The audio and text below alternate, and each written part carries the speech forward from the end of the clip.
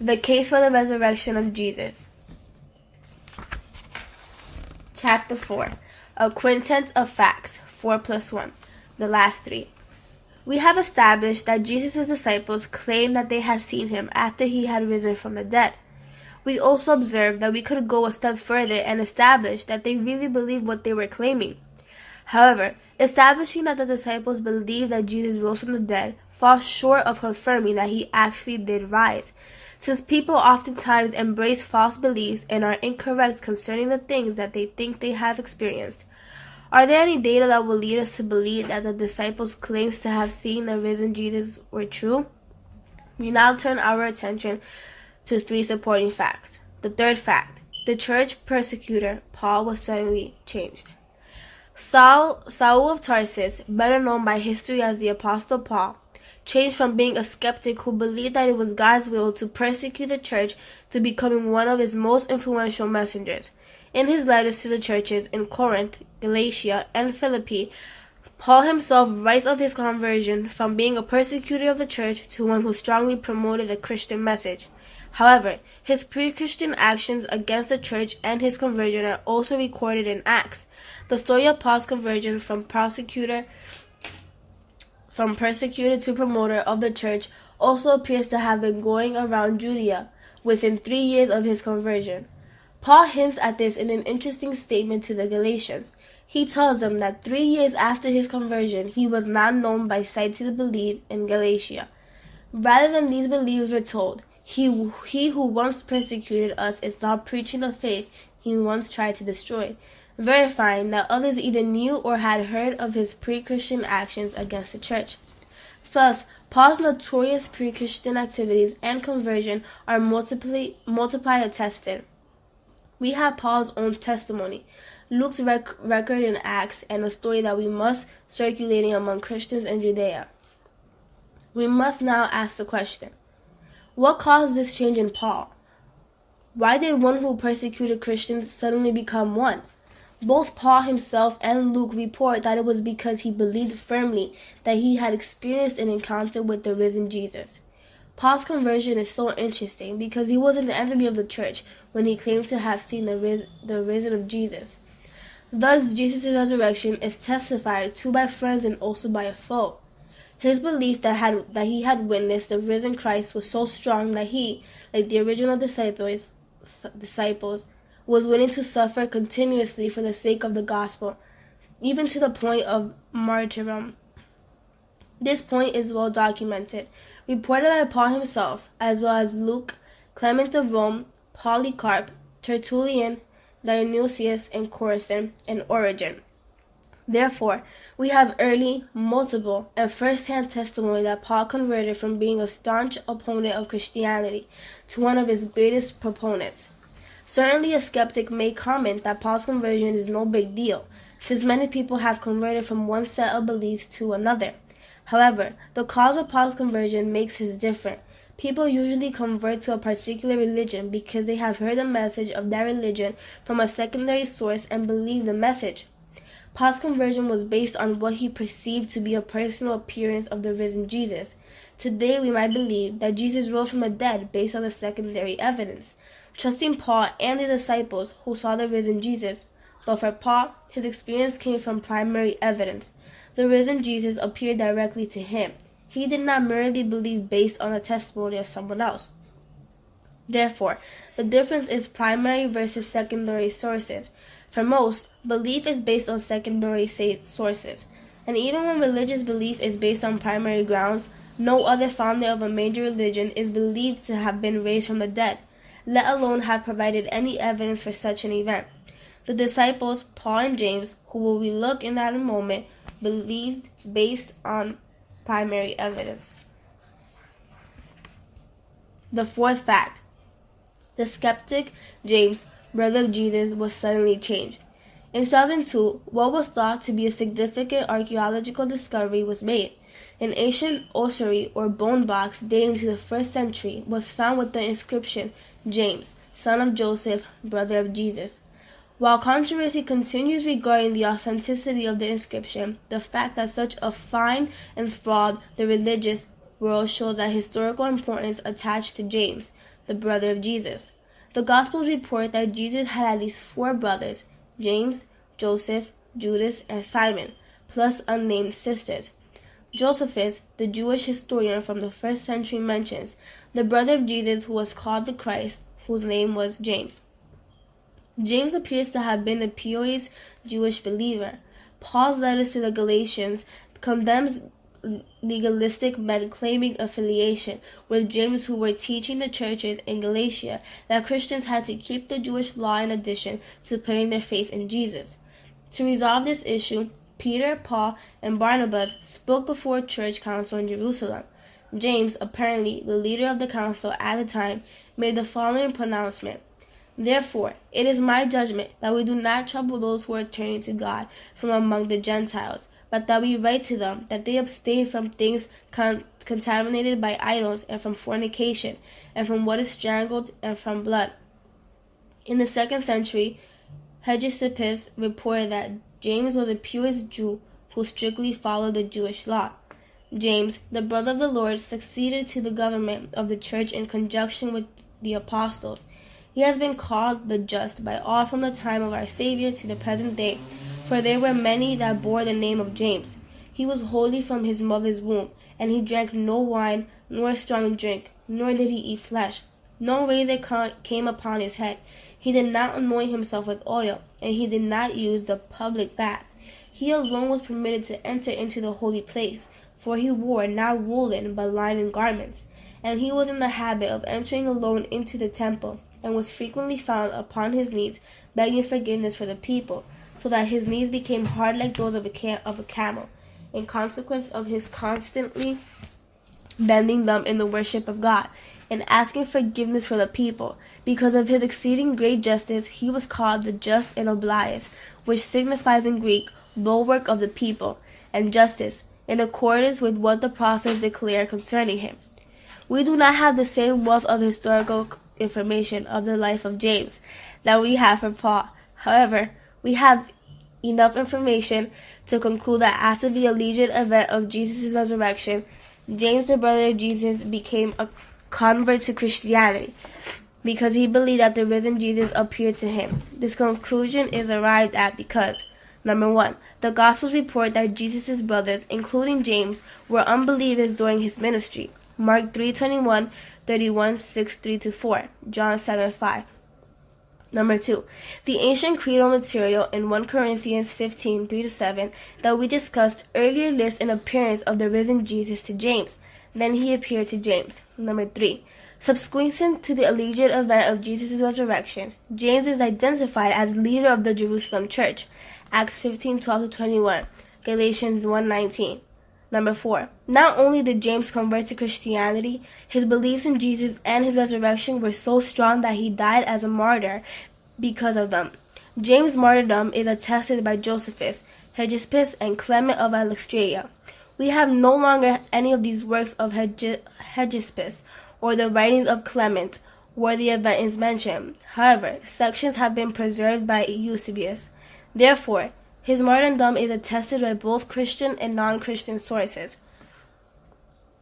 We add that in appealing to the above biblical references, we are not appealing to the inspiration of the New Testament. Rather, these references show that there are multiple, as well as early testimony to James' conversion. Although the personal appearance of Jesus to his brother James is reported only once in the New Testament, 1 Corinthians 15:7, it has a force of being part of the church's earliest tradition, as reported by Paul. Further, critical scholar Reginald Fuller explains that this is sufficient. Even without it, we should have to invent such an appearance in order to account for 2 things: James' conversion from skepticism and his elevation to the pastorate of the church in Jerusalem, the center of ancient Christianity. With James, we have another case of a skeptic converting to Christianity, based on what he perceived was a personal appearance by the risen Jesus. As with Paul, we must ask the question, what happened to cause James to have such a conviction? The 5th fact, the tomb was empty. The empty tomb of Jesus does not meet our 2 criteria of being a minimal fact, because it is not accepted by nearly every scholar who studies the subject. Nevertheless, there is strong evidence for it, and it is accepted as a fact of history by an impressive majority of critical scholars. Gary Habermas discovered that roughly 75% of scholars on the subject accept the empty tomb as a historical fact. Let's look now at just 3 arguments from the empty tomb. The Jerusalem factor. Jesus was publicly executed in Jerusalem. His post-mortem appearances and empty tomb were first proclaimed publicly there. It would have been impossible for Christianity to get off the ground in Jerusalem if the body had still been in the tomb. His enemies in the Jewish leadership and Roman government would only have to exhume the corpse and publicly display it for the hoax to be shattered. Not only are Jewish, Roman, and all other writings absent of such an account, but there is a total silence from Christianity's critics who have jumped at evidence of this sort. As we will see momentarily, this is not an argument from silence. A rather recent attempt at explaining why Jesus' critics did not expose his corpse is that by the time that they would have done it, the body would have been unrecognizable. If Acts is correct, the disciples began to proclaim the risen Jesus approximately 50 days after Jesus' crucifixion. Accordingly, although the Jewish and Roman authorities were desired to produce the corpse, they understood that it would be unrecognizable due to the decomposition. Knowing that the effect they decided to achieve could not be realized, they aborted the idea. This attempts to explain the absence of a record of exhumation and to eliminate the power behind the Jerusalem factor. There are at least 2 problems with this view. First, in the arid climate of Jerusalem, a corpse hair, stater, and distinctive wounds would have been identifiable, even after 50 days. Second, regardless of the condition of his body, the enemies of Jesus would still have found benefit in producing a corpse. Even a barely recognizable corpse would have dissuaded some believers, possibly weakening and ultimately toppling the entire movement. Since that was the goal, Jesus' enemies had every reason to produce his body, regardless of his condition. It is true that, upon viewing the corpse, many Christians would have claimed that it was a hoax. Nevertheless, there still would have been a huge exodus of believers who would have lost confidence in Christianity upon seeing an occupied tomb and a decaying corpse. This exodus would presumably have required the attention of the Christian apologists of the 2nd and 3rd centuries, such as Justin, Tertullian, and Origen. We certainly would expect to have heard from Celsus, the second century critic of Christianity, if Jesus' corpse had been produced.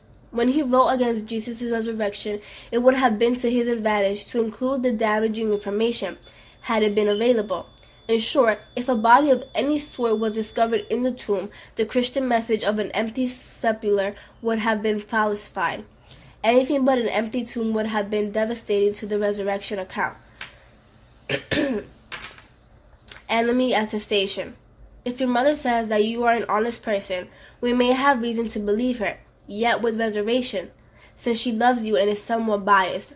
However, if someone who hates you admits that you are an honest person, we have a stronger reason to believe what is being asserted, since potential bias does not exist. The empty tomb is attested not only by Christian sources. Jesus' enemies admitted it as well, albeit indirectly. Hence, we are not employing an argument from silence, rather than point to an occupied tomb. Early critics accused Jesus' disciple of stealing the Bible. Matthew 28:12-13. Justin Marty, Trifle 108, Tertullian. De Spectaculis 30. There would have been no need for an attempt to account for a missing body, if the body had still been in the tomb. When the boy tells his teacher that the dog ate his homework, this is an indirect admission that his homework is unavailable for assessment. Likewise, the earliest Jewish claim reported regarding Jesus' resurrection was to accuse the disciples of stealing the body, an indirect admission that the body was unavailable for public display. This is the only early opposing theory we know of that was offered by Jesus' enemies. The testimony of women. If someone concocted a story in an attempt to deceive others, we presume that they would not knowingly invent data that could hurt the credibility of their story. For example, we have heard of those who, in attempting to promote themselves, have made up stories about their heroism in the military of having an education they really did not possess. However, it is Is it normal to invent and spread a story about oneself as a thief or habitual liar? When we come to the account of the empty tomb, women are listed as the primary witnesses. They are not only the first witnesses mentioned, they are also mentioned in all four Gospels, whereas male witnesses appear only later and in two Gospels. This would be an odd invention, since in both Jewish and Roman cultures, women were lowly esteemed and their testimony was regarded as questionable, certainly not as credible as a man's. Consider the following Jewish writings. Sooner let the words of the law be burnt than delivered to women. Talmud Sota 19a. The world cannot exist without males and without females. Happy is he whose children are males, and woe to him whose children are females. Talmud Kiroshin 82b. But let not the testimony of women be admitted, on account of the levity and boldness of their sex, nor let servants be admitted to their testimony, on account of the ignobility of their soul, since it is probable that they may not speak truth, either out of hope of gain or fear of punishment. Josephus, Antiquities 4:8-15. Any evidence which a woman gives is not valid to offer. Also, they are not valid. This is equivalent to saying that one who is rabbinically accounted a robber is qualified to give the same evidence as a woman. Talmud Rosh Hashanah 1:8.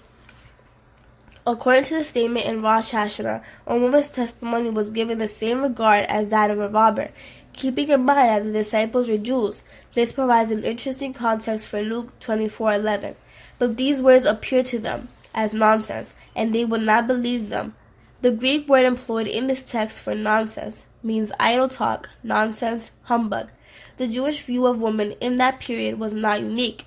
Some Romans shared a similarly low view of humans. The Roman historian Suetonius, c.a.d. 115, writes of Caesar Augustus, who was emperor at the time of Jesus' birth through A.D. 14. Whereas men and women had hitherto always sat together, Augustus confined women to the back rows even at gladiatorial shows, the only ones exempt from this rule being the Vestal virgins, from whom separate accommodation was provided, facing the praetor's tribunal. No women at all were allowed to witness the athletic contest. Indeed, when the audience clamored at the games for a special boxing match to celebrate his appointment as chief priest, Augustus postponed this until early the next morning and issued a proclamation to the effect that it was the chief priest's desire that women should not attend the theater before 10 o'clock. Given the low first-century view of women that was frequently shared by Jew and Gentile, it seems highly unlikely that the Gospel authors would either invent or adjust such testimonies. That would mean placing words in the mouths of those who would not be believed by many, making them the primary witnesses to the empty tomb. If the Gospel writers had originated the story of the empty tomb, it seems far more likely that they would have depicted men discovering its vacancy and being the first to see the risen Jesus.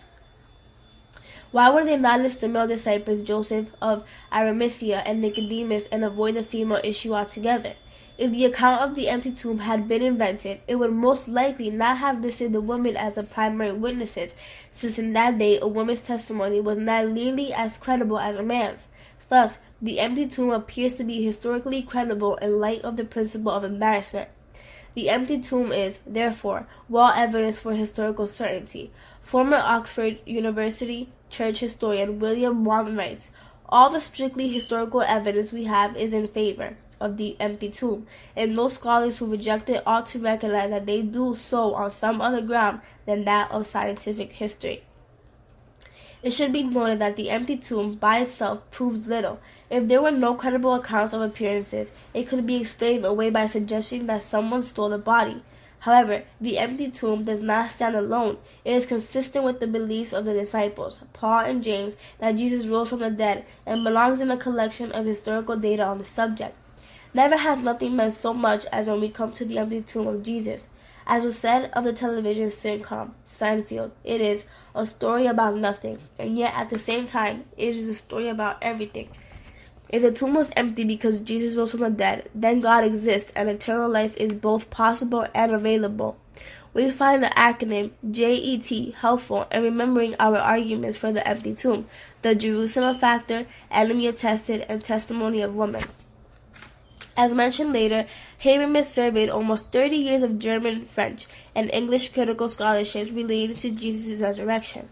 Perhaps no fact is more widely recognized than that early Christian believers had real experience that they thought they were appearances of the risen Jesus. In particular, virtually all scholars recognize Paul's testimony that he had an experience that he believed was an appearance of Jesus' brother. Seldom is the historical authenticity of any of these testimonies or the genuine belief behind them challenged by respected critical scholars, no matter how skeptical. Lastly, although the empty tomb lacks the nearly universal acceptance by critical scholars that these other events join, the majority of scholars still clearly seem to think that it is probably also a historical fact. Conclusion. We have presented evidence for Jesus' resurrection using a minimal facts approach, which considers only those data that are so strongly attested historically that even the majority of non-believing scholars accept them as facts. We have not appealed to or even suggested the inspiration of inerrancy of the Bible in order to support our case. Therefore, one cannot object to Jesus' resurrection simply because he or she rejects that the Bible is divinely inspired. Using our minimal facts approach, we considered 4 facts that meet these stringent criteria and one additional fact that enjoys acceptance by an impressive majority of scholars, though not really every scholar. Let's look at what we have now. Shortly after Jesus' death, his disciples believed that they saw him risen from the dead. They claimed that he had appeared to 2 individuals among them, as well as to several groups. 2 of those who once viewed Jesus as a false prophet later believed that he appeared to them risen. Paul, the church persecutor, and James, the skeptic, and Jesus' brother, both of them became Christians as a result. Therefore, not only do we have the testimony of friends, we have also heard from one enemy of Christianity and one skeptic. Finally, we have the empty tomb.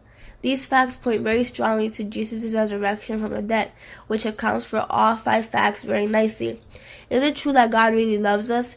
Could it be that a relationship with God is truly available to us? Can we really have eternal life?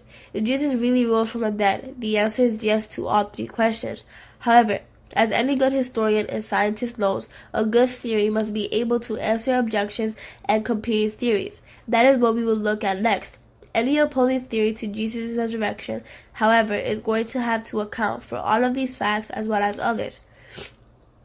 For example, one might speculate that the disciples experienced grief hallucinations, but grief hallucinations cannot account for the empty tomb or the conversion of the church persecutor Paul, who had viewed Jesus as a false prophet and would have not grieved over his death.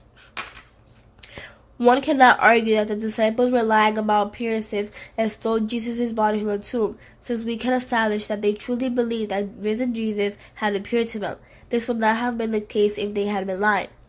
We can also rule out the theory that the resurrection story was a legend that developed over time and was not actually taught by the original disciples, since we can establish that those original disciples sincerely believed that the risen Jesus had appeared to them and taught it within a very short period of time after his crucifixion. There are many other refutations of these opposing theories. These are some of the topics we will examine in the 4 chapters that follow. These 5 facts that we have covered accomplish 2 things. 1. They provide compelling evidence for Jesus' resurrection, and 2. They stand as data that must be accounted for by any opposing theory. In the next 4 chapters, we will let the skeptics take their best shot at coming up with other theories. We will see that the opposing theories to date simply cannot account for our collection of facts, thereby leaving Jesus' resurrection as the best explanation of the known facts. Before we move on, though, it is time to reinforce what you have learned and have some fun. Study the information and especially the charts in Part 2. Then install the software that came with this book on your computer. Read the directions for playing the game and select the Quiz 1 option.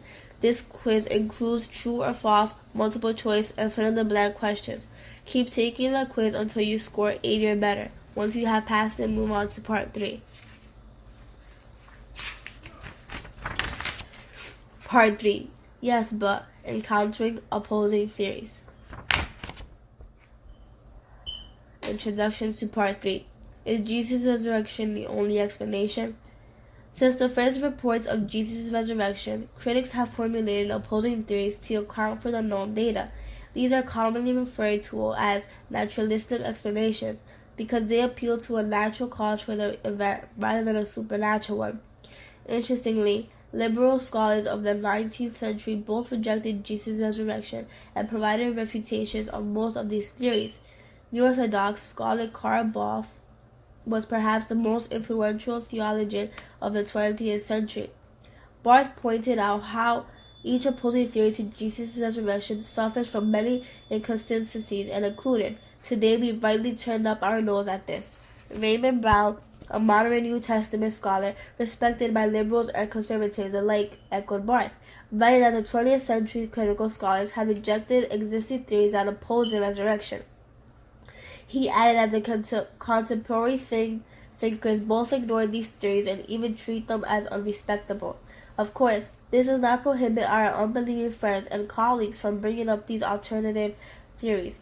Most are unaware that these opposing theories were refuted and dismissed years ago by other critical scholars.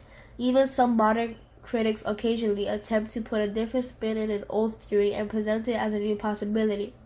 Inevitably, each attempt falls prey to the same refutation that causes the demise of their predecessors. Today, the prevalent view among sophisticated critics is that the disciples seem to have experienced something, but what it was may not be known, and a general bias is against resurrections. As Charles Hartshorne articulated in his comments pertaining to a public debate on Jesus' resurrection between Gary Habermas and prominent atheist philosopher Antony Flew, I can neither explain away the evidences to which Habermas appeals, nor can I simply agree with Flew's or Hume's positions. My metaphysical bias is against resurrections. In Chapter 8, we will see that this type of response is inadequate as well. It is fair to raise questions regarding an opposing theory to Jesus' resurrection. Aside from the faith factor, when it comes to reports of miracles, the historian must seek a natural explanation before considering a supernatural one. Christians do this continually in examining reports of miracles in other religions. Our own faith is not exempt from similar investigation. When no plausible natural explanation is available, as is the case with Jesus' resurrection, and a historical context with obvious religion implications exists where resurrection is at home. For example, if Jesus performed miracles and claimed divinity, there then are no reasons why a supernatural cause cannot be considered. It is important to know that the existence of several opposing theories to Jesus' resurrection should not be seen as a threat to our Christian faith. If all of the theories fail to account for the known data, they cease to be anything more than unsuccessful attempts to explain what occurred in natural terms. A collection of unsuccessful attempts does not add up to one good one. Not only do these alternative theories have their own problems, but some are mutually incompatible with others. For example, the apparent death theory is incompatible with the fraud tooth theory. In your conversations with skeptics, you will find that sometimes the skepticism goes far beyond what is merited. At times, the skeptic demands that an explanation be so strong that no questions can be raised against it. If something cannot be proved with 100% certainty, they will not accept it as true. Others will reject the data under any circumstances. Their position is rarely stated so bluntly, but the extent of their prejudice becomes clear in practice. If historians take this approach, we can know very little about history.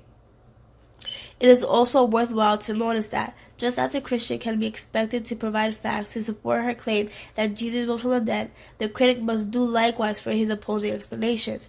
It is not good enough merely to state, for example, that Jesus' disciples hallucinated what they thought were actual appearances of the risen Jesus. The critic must provide a good reason why the theory that the disciples hallucinated offers a better explanation for the facts than does Jesus' actual bodily resurrection. Let's look at the major opposing theories to Jesus' resurrection. Was Jesus' resurrection merely a legend or a lie? Could the disciples have experienced grief, hallucinations, or delusion, as do many in various cults? Is it possible that Jesus never actually died and that his disciples mistook him as arisen when he had merely come out of an unconscious state? Has science proven that a resurrection is impossible and, therefore, not a credible belief?